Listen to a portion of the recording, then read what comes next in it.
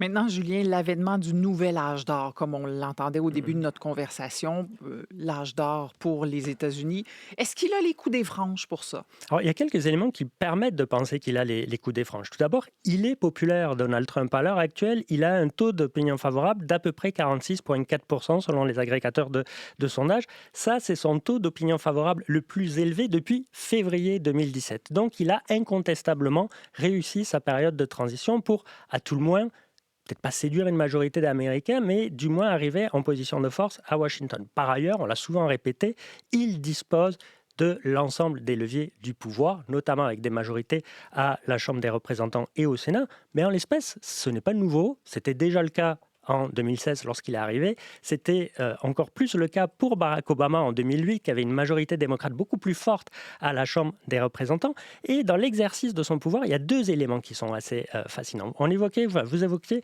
Grover Cleveland en introduction.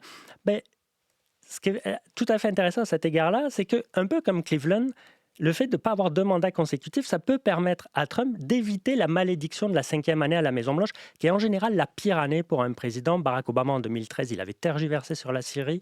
W. Bush en 2005, il n'avait pas pris la mesure de l'ouragan Katrina. Mais en même temps, Donald Trump, il ne peut pas se représenter en 2028. Donc, il est déjà un canard boiteux, ce qui le force à agir très vite et très fort, très rapidement, parce qu'un mandat présidentiel, 4 ans, c'est très court, c'est 2 fois 2 ans. Les élections de mi-mandat arrivent très rapidement en 2026. Et donc, ça va être une période assez fascinante à observer pour voir cet exercice du pouvoir chez Donald Trump, pour voir la capacité de résistance des institutions et de l'évolution américaine.